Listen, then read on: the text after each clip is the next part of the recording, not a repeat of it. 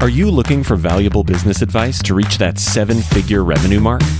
Do you want actionable tips to properly navigate through every business challenge you encounter along the way? Let Tersh Blissett and Josh Crouch be your guide in getting you to the top here at Service Business Mastery. Tune in as they sit down with world-renowned authors in business, leadership, and personal growth who share valuable insights about management, marketing, pricing, human resources, and so much more.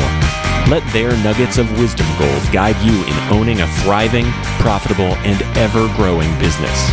Here are your hosts, Tersh and Josh.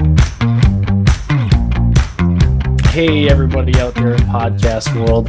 I am your host, Josh, and sitting alongside virtually is Tersh. We have a very a different show, a little different guest today.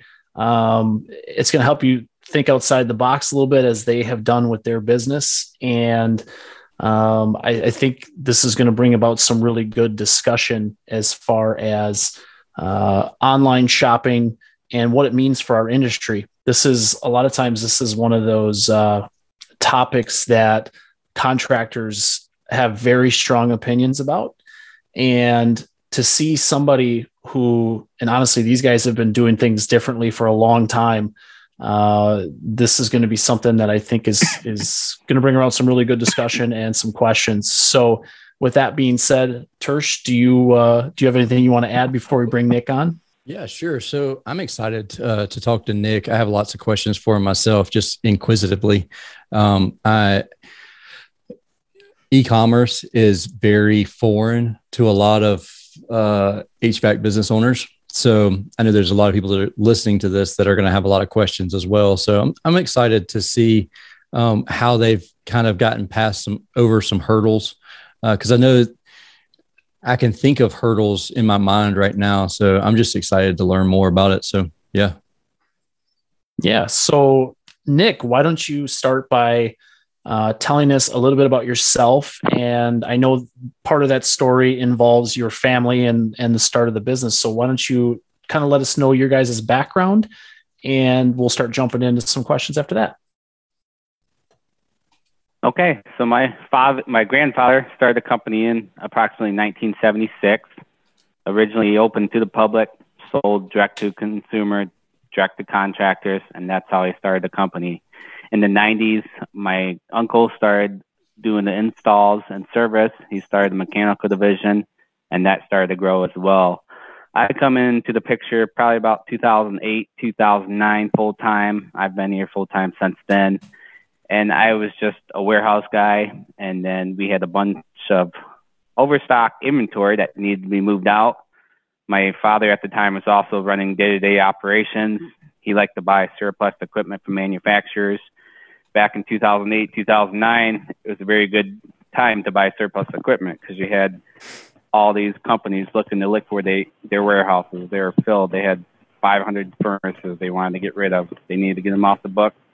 People weren't buying them. People weren't installing them. They needed to move them. So we were buying them up left and right, trying to sell them out the door, trying to install them.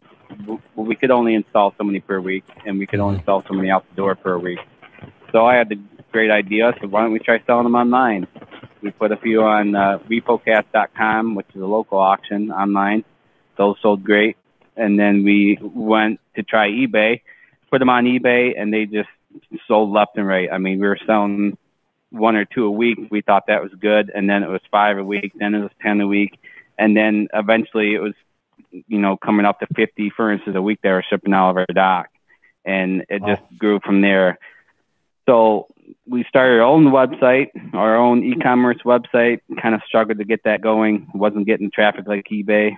And then we also bought out a few years ago, HVAC.com. They're another direct to consumer. They sold online. We bought some of their inventory in their name.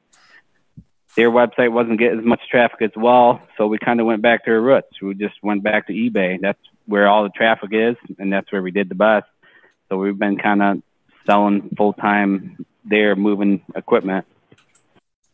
And you guys still, as far as I know, when I looked, you guys still have an eBay store up, right? Yeah, so we did our own e-commerce website. Like I said, we just couldn't get the same amount of traffic to go to that as the traffic that's hitting eBay. eBay spends a ton of money on getting traffic to their website, and they do a great job of getting the search engines to pick up our items. So we leave it to eBay. They charge a little bit more of a fee, but that's where we sell most of all of our equipment is eBay. And we sell furnaces, ACs, heat pumps, geothermals, mini split, ductwork. I just shipped out 120 boxes of Flex to a customer that couldn't find Flex anywhere, and we have probably 700 boxes of Flex in stock. So I shipped them 120, and we had it. I mean, it's crazy. I've shipped. I have a customer in Miami. He's another contractor. He buys equipment from us all the time. I'll ship him 20, 30 ACs at a time, and it just depends on the market. He might not be able to get the ACs he needs in Miami. We might have them here in stock, or it might be something that's been sitting in their warehouse for a couple of years. So we'll give them a discount and ship them down to them. So you guys ship all over the country then? Yeah, that's what I was going to ask. Yeah, we ship all across the country. The crazy thing is most of our business is probably California. And I hate shipping that far because the cost is high, but for some reason, a lot of our stuff goes to California. So how do you end up with equipment? Are you buying direct from the manufacturers, or, I mean, at what point do you become a supply house yourself? We at this point, we basically are. Okay. We have a full line of ductwork. I mean, anything HVAC related. You walk into Johnstone Supply, we're probably going to have the same stuff right here in stock. Gotcha. Is that something that you want to do, or because I feel like some people listening, they're going to be like, oh, that's more of a headache than I really want to get into. I just want to be able to, drop ship some air filters or something. I mean, if you're just a contractor installing and you want to add some revenue, I'd say probably add the filters. In my opinion, you make a couple bucks a filter. I don't think it's really worth my time when we're shipping out 50 furnaces a week. We make a lot higher revenue per furnace. And the other spin of things is we have a regular walk-in store, 8,000 square feet. Customers can walk in. We got 40 furnaces on the floor. They can look at them, ask questions. We got 2 or 3 experienced sales techs here. We got our other company, Mechanical, which does install and service. They're licensed and insured, different entity. They rent office space from us, and they have approximately 6 employees that run that.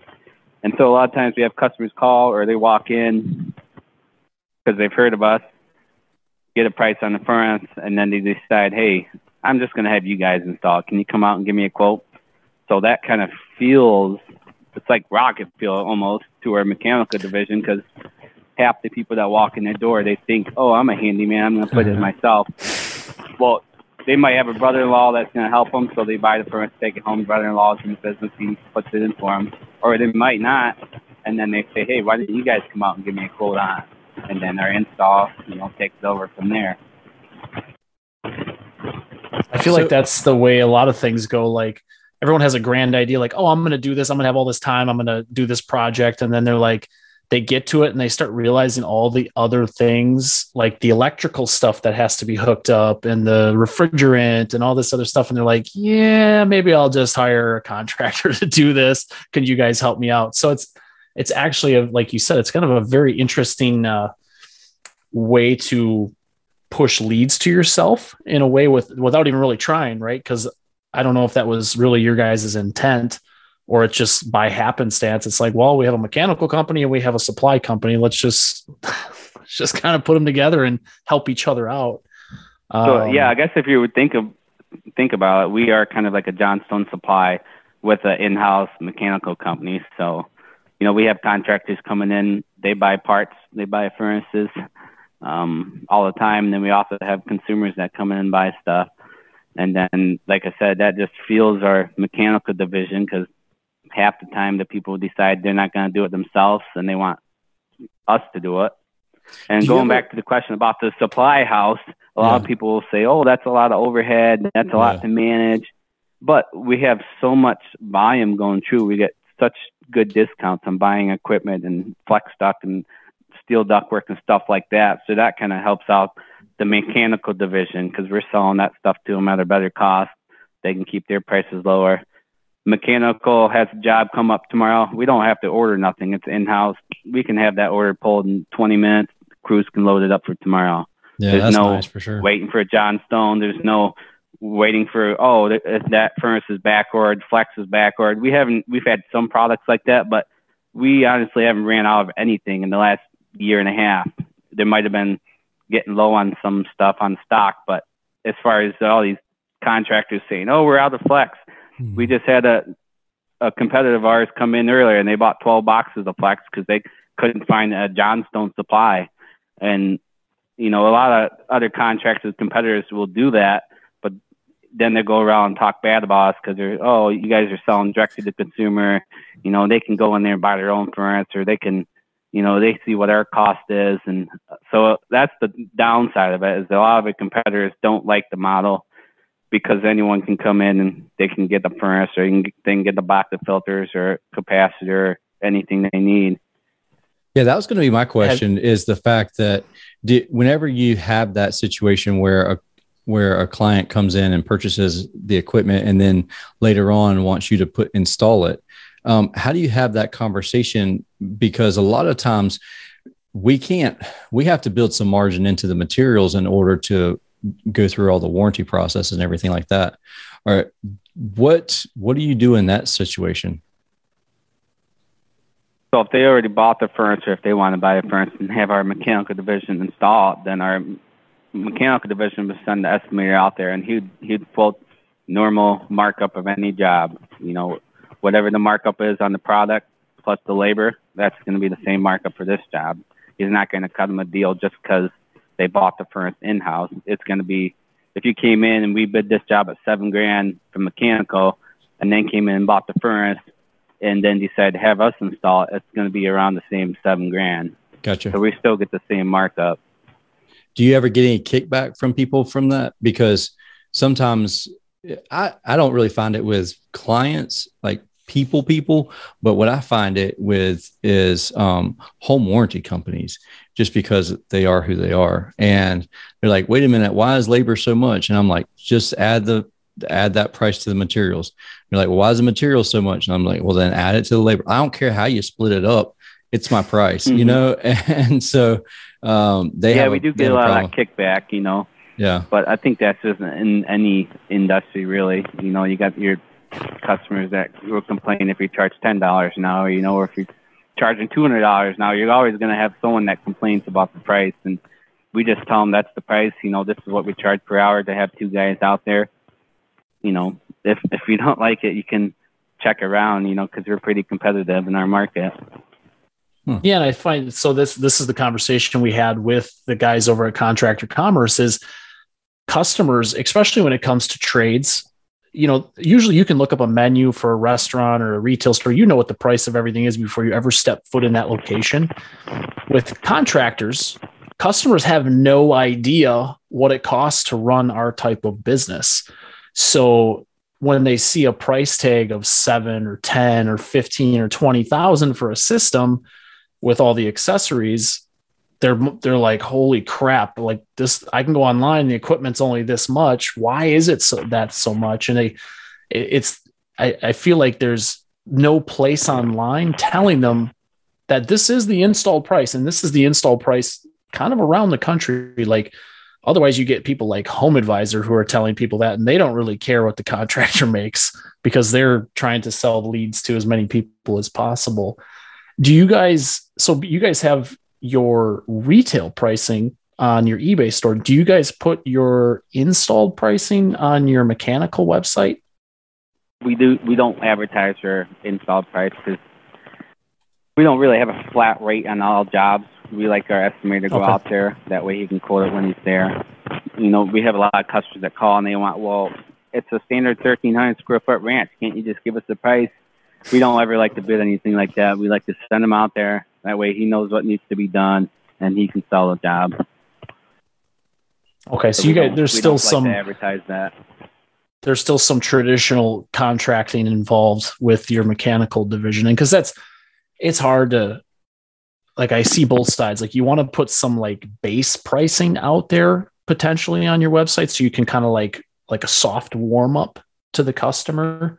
But when it comes to it, it's also, you don't want to have a firm price, because a firm price means you can't move. You can't, if that furnace is facing a door and you have 6 inches to disconnect it and stuff like that, or it's in some crazy crawl space or attic, it gets super difficult to guarantee any pricing.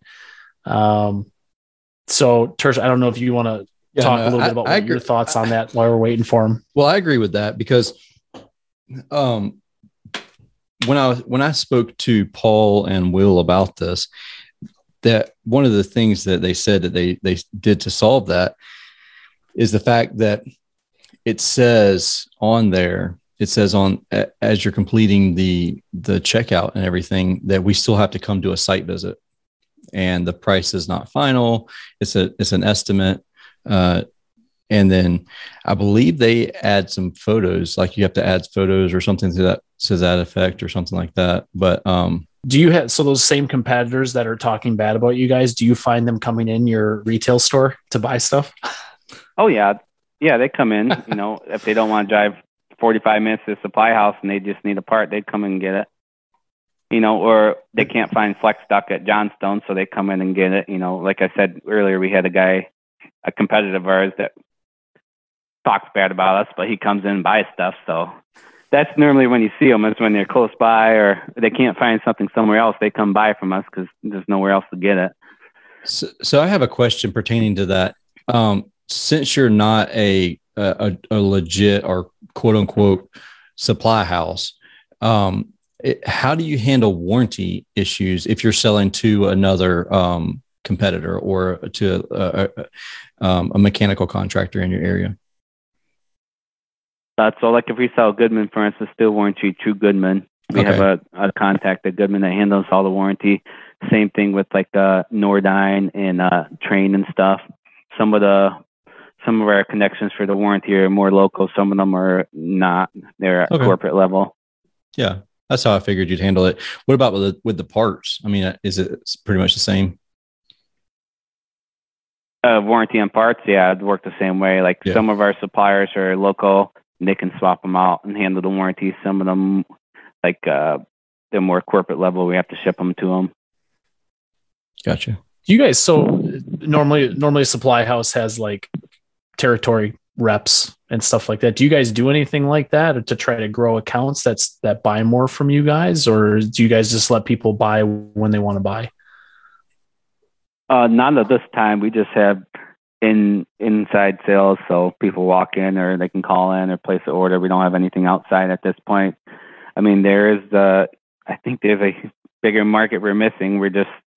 The biggest thing we've struggled with over the last few years is just staffing. And people come and go, and it's hard to get guys in here because there's so many opportunities out there. And a lot of our techs and installers and sales people, they don't know if they quite want to come on board. They've heard good things about us. They see what we're doing, but then their boss or someone else in the background, whispering in their ear saying, well, they sell to the public. They're missing our market. So there's kind of controversy going back and forth. We think we have a huge market we're working on, and then the regular contractor that just does service and install thinks he has a market. So it kind of goes back and forth, and it takes a while for someone to understand our scope of work and how we operate here. Yeah, I would think it's a very unique setup you guys have. So if people are listening, and because especially right now, like getting product can be a challenge. And you've heard rumblings of furnaces being difficult to get for certain contractors, especially smaller guys, right? Like that don't have that buying power. If they want to contact you guys to see what you guys have in stock and stuff like that, is there a good site or something like that they can go to contact you guys? They can go right on their website, fleetwoodseating.com, and click on their eBay store. We don't have 100% of our inventory on there. We just switched over to fishbowl inventory the last year, so we're still updating that. But otherwise, they can reach me directly at phone or email. Is probably the best for me. I'm the main sales guy here, so. Okay. Is that listed? I'm assuming that contact information is listed on your website. Yep. They can just call our 269-521 3382. And my direct extension is 3102. Okay.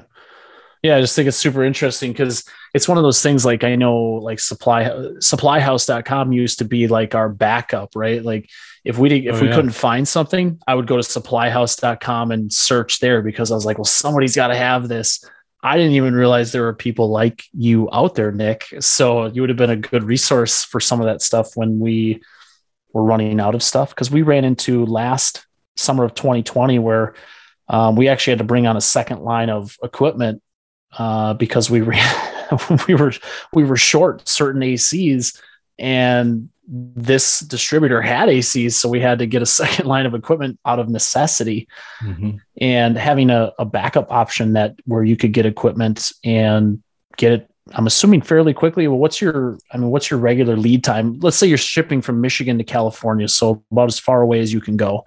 What's your regular lead time to get something down there? If we ship the furnace to California, they ordered it today, we'd ship it tomorrow, and they'd probably have it in a week. You know, if it's going to like the East Coast, usually they're only a couple day turnaround. Okay. So for any of you guys listening that are having some issues finding product equipment, I would definitely check out their website just to see what they have. It's never a bad thing to have a backup option if your local supplier or your local distribution network does not have product. Yep. Yeah, and if you don't see it on their website, just shoot me an email or give me a call, because we have a ton of inventory that's not on eBay, and mainly we're still working on getting our new system up and going full tilt. Cool. Have you guys? It's because I'm in marketing. Have you guys ever considered like a Shopify site or some kind of like WooCommerce type site for your stuff? Yeah, so we had a big commerce website. Like I said, we ran that probably about 5 years, and then we just kind of dropped it off because the traffic just was not the same as eBay. So we kind of went back to eBay. That's where all the traffic. I mean, we spent a ton of time and money trying to get our big commerce to pick up the same amount of traffic as eBay, but whatever eBay does, they drive a ton of traffic to their website, and we just seem to do so much better on eBay. Now, our long-term goals would be to build a more advanced website like supplyhouse.com and get all of our inventory online. Sure. Yeah, it's interesting. So, and how I'm thinking about it is from a supply point where you could also have, like, maybe based on zip code, if somebody buys a part, you can also ask them before they check out, would they like somebody like a professional to come and install it for them, or to come service them, or to add a maintenance agreement, or like, there's so many things rolling through my head right now as far as like, if something like that was set up. But I get it. You do have to get traffic too, because people in California are not going to find your website. They're going to find AC wholesalers or whatever, some of the other ones that are like these bigger online distributors first. So yeah, if you guys are listening to this and you're just looking for even if you found a way to get some wholesale equipment and you want to resell it, check out their eBay store, see how it's set up. It's a very interesting concept, and I thought bring some value to our listeners today. Trish, I don't know if you have anything you want to close with. No, you did great. I mean, you answered, you asked all the questions that I had. So that's definitely I was just curious about even the competitors, which you answered for me. So I appreciate all the information you brought to us today. And I know our listeners will appreciate it as well, because there's a lot of people that are wondering what it would be like to pull that trigger. So yeah, I'm sure that you either answered a lot of questions, or now they have a lot more questions. So one or the other. They probably have a lot more, I'm sure. But if you guys do have any more, if you guys, we'll put Nick's contact information in the show notes. So if you guys have questions, you can reach out to him. Otherwise, we can kind of facilitate you touching base with them, and hopefully this just gives you to think outside the box a little bit, that these things are out there. Whether you put your head in the sand and try to ignore them or not, they're out there. Somebody's doing it, and business is changing. So you just have to kind of keep your eyes open and start thinking outside the box before your competitors do it. 100%. Cool, Nick. Well, I Awesome. appreciate you coming on the Thank show you. today, Nick. Yeah, thank you for having me. Yeah, absolutely. Josh, Yeah, you want to close appreciate us it. out?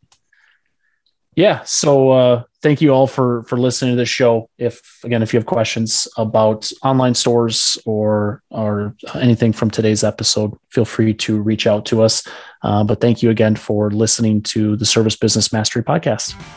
Thank you, guys. See you. Thank you for listening to this episode of Service Business Mastery. Now that you are equipped with essential business advice from this impactful conversation, you are one step closer to becoming the successful owner of your dreams. If this episode has been helpful to your business journey, don't forget to subscribe to the show, leave a rating, and share it with other owners as well. Visit servicebusinessmastery.com to learn more.